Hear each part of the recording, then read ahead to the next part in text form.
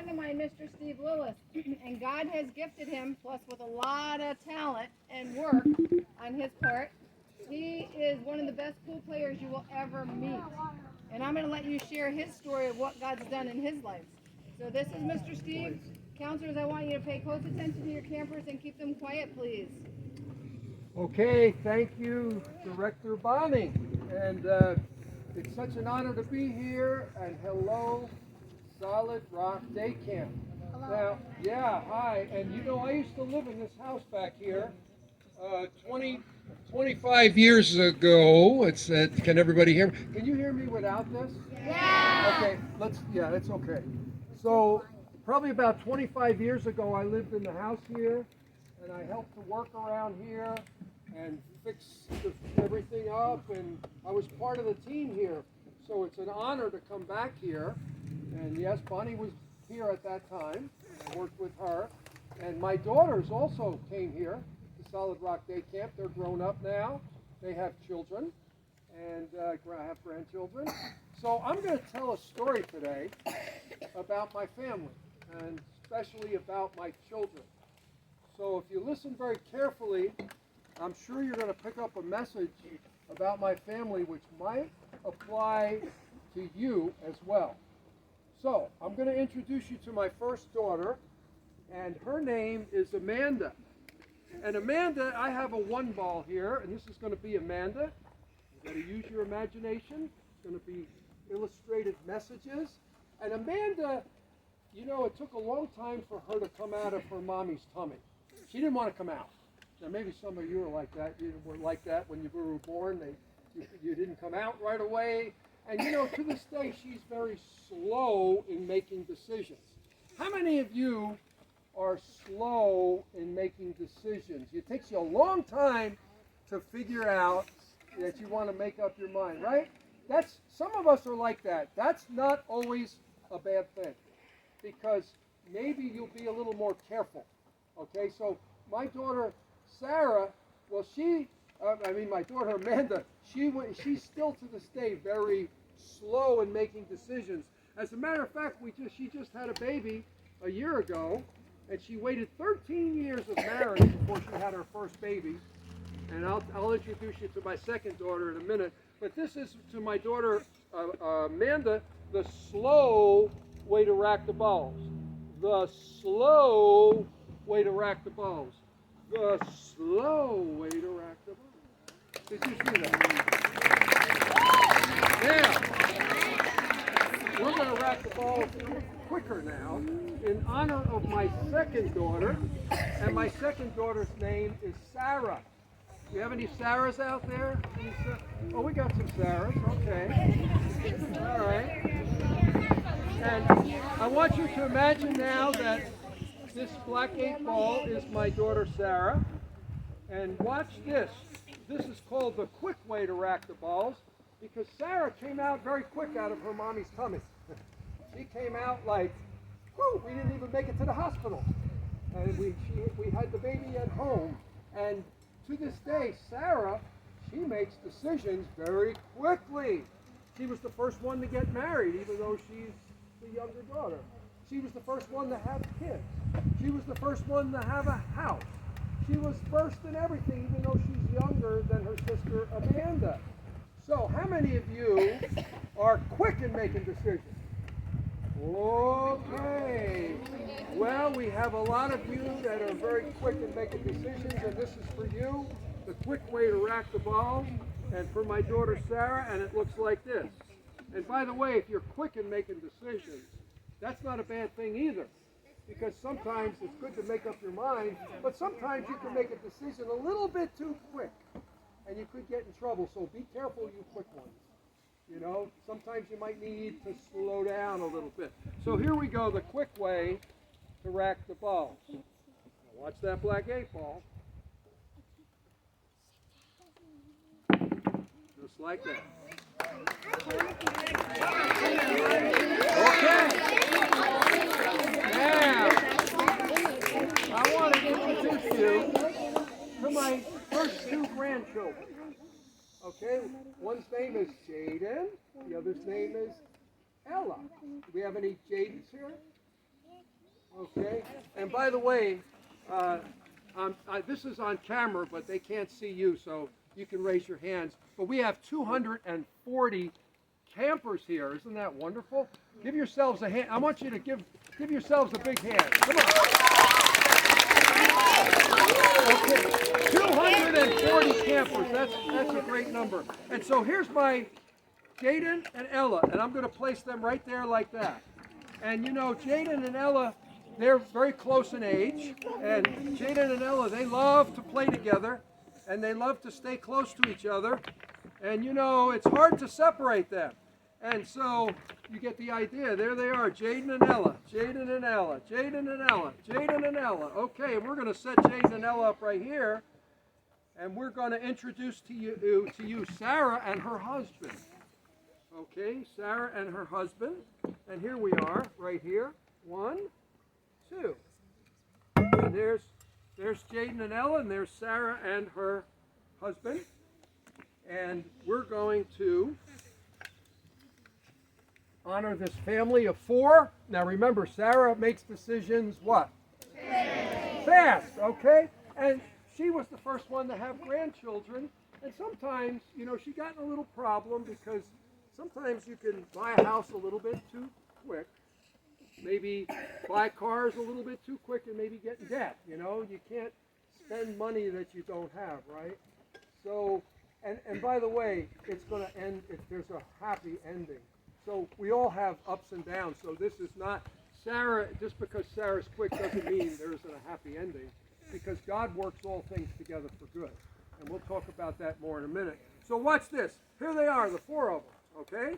And it looks like this. There's an obstacle. What's the obstacle? Well, the obstacle in this case is they had a little trouble making the bills, paying the rent, paying everything. And so what do you do when you have an obstacle? You have to go through.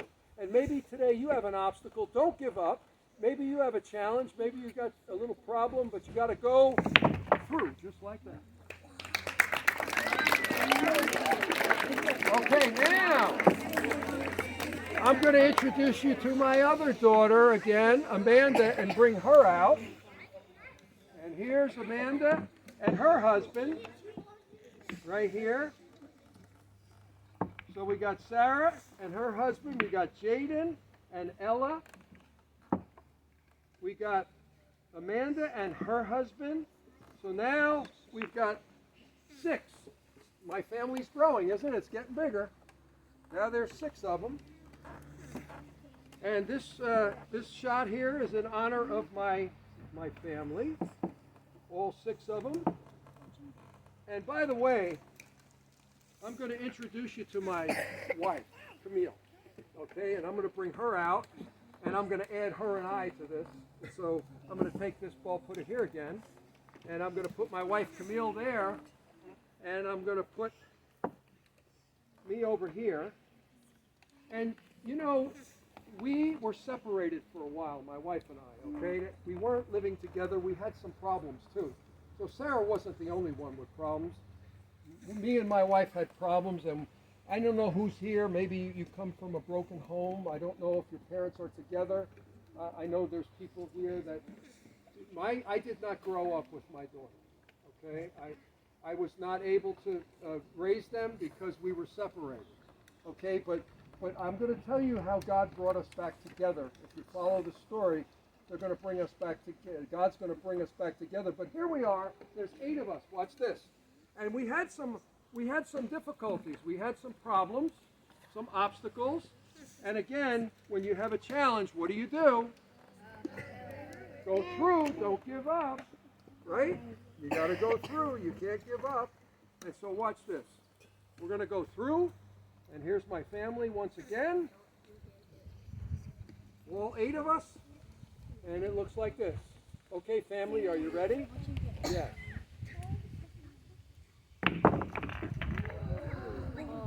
Now, there's always somebody that doesn't cooperate. Right? And that's what happened in the story. So, there was one person that didn't cooperate, and that was Sarah's husband. Okay? And he decided that he was going to leave too. And they had some problems. And so I'm going to place him right here. what happens when you have problems with somebody? In this case, that was my son-in-law. How should I have treated him? How should I have felt about him? He's my son-in-law. Well, the Bible says, yes, you want to? That's right. I had to forgive him. And my daughter and Jaden and Ella had to come live with my wife and I. All 5 of us in a 1-bedroom attic apartment. Now, I live in the city.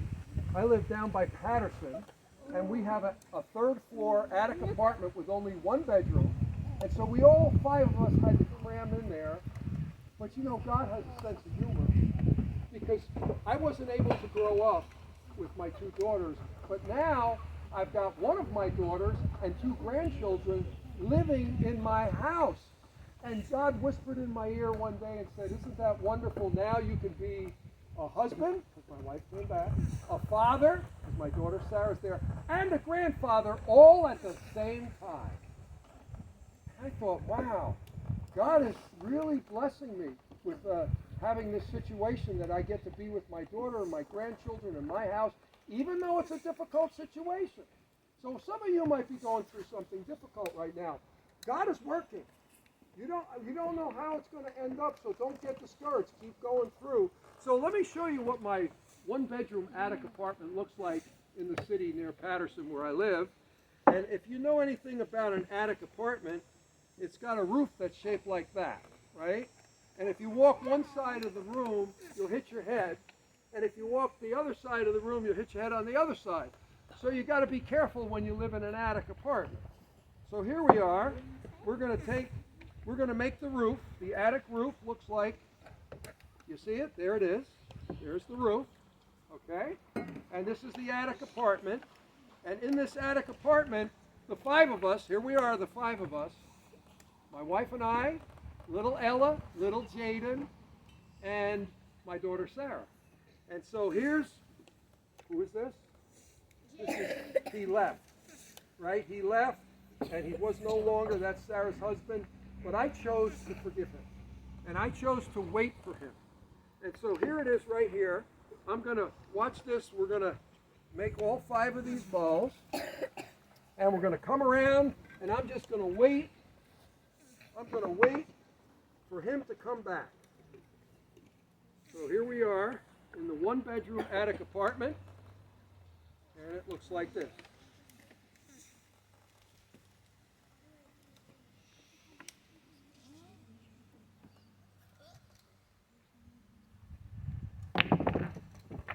I'm going to wait. I'm going to keep waiting.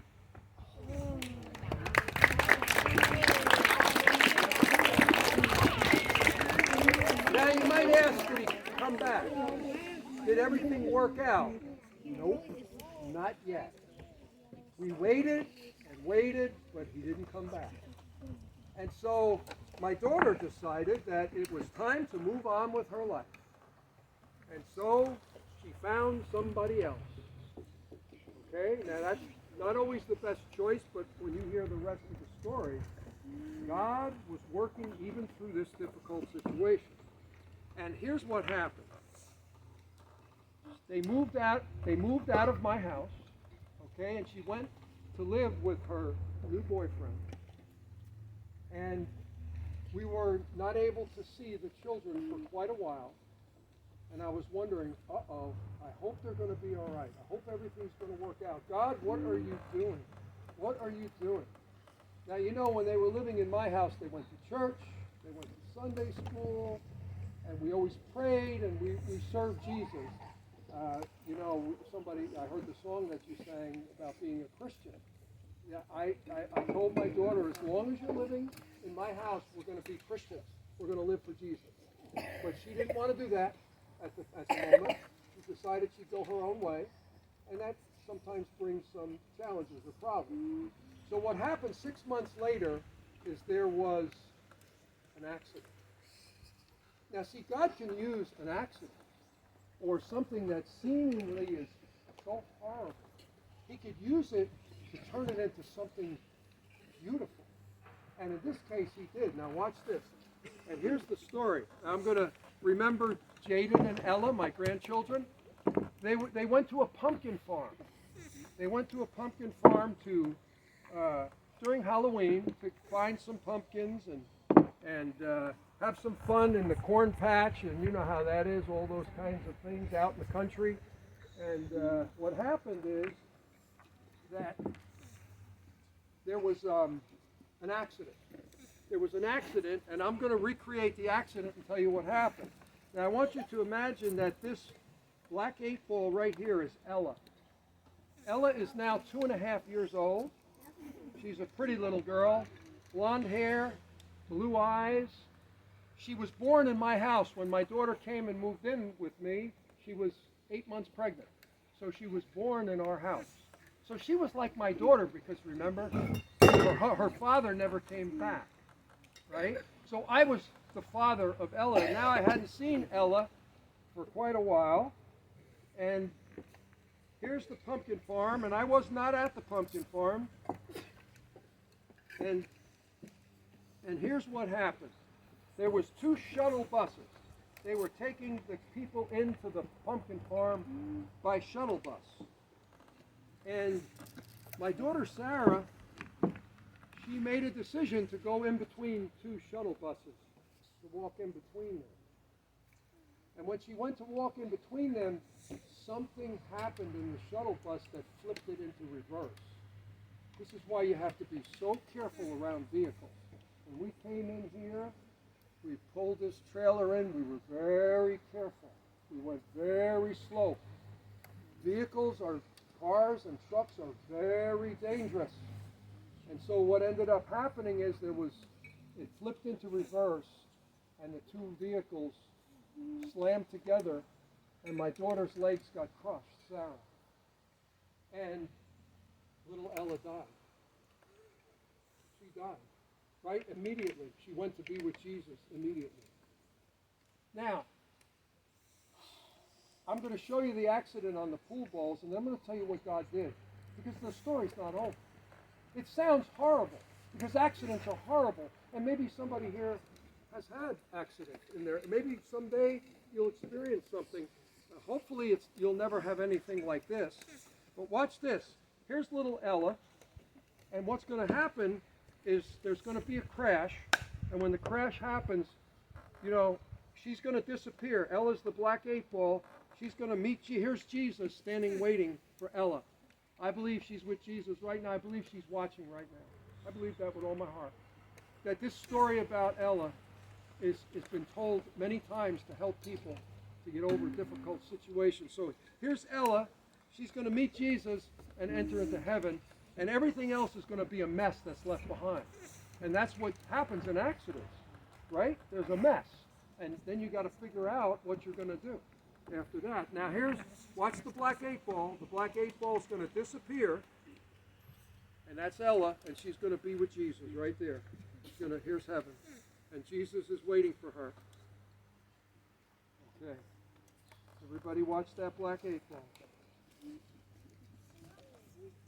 Right here.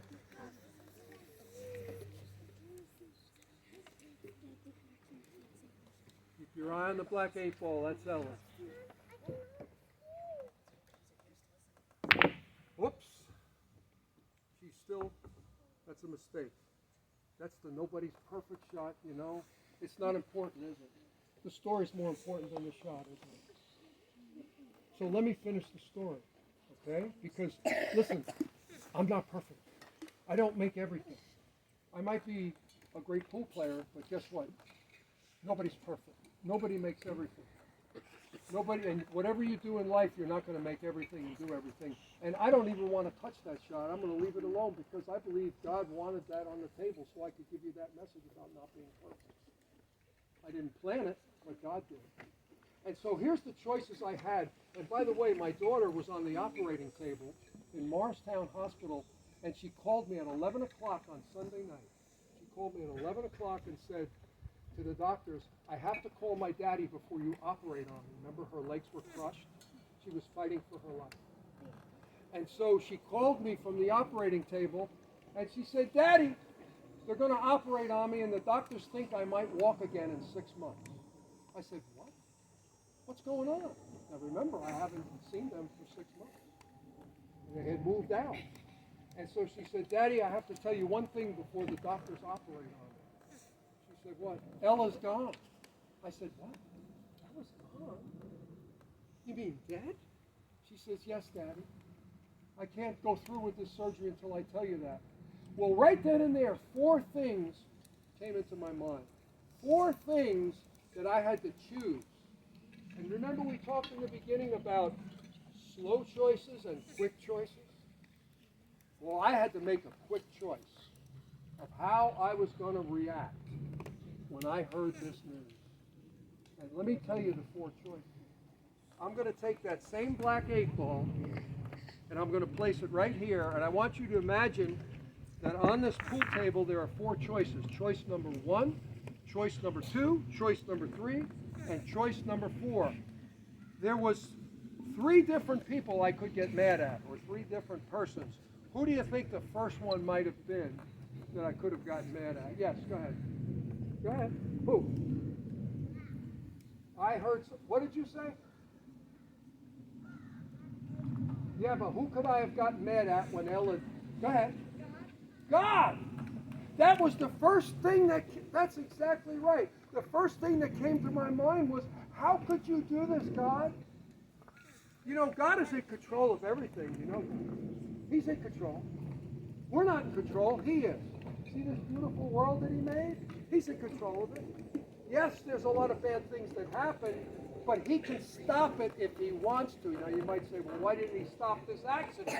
Well, wait till you hear it. Because I had to pick one of 4 choices. No, I didn't choose to get mad at God. Somebody said God. I didn't get mad at God. You know why? Because there's a book in the Bible that's called the book of Job.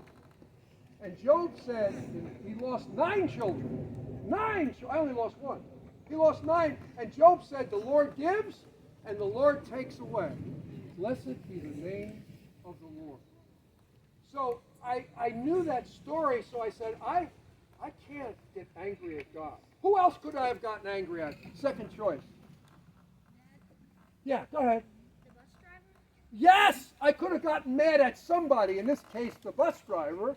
But you know, there's always, when something happens, you always want to blame. Who did this? Who's responsible for this? Why did this happen? I want to know who that person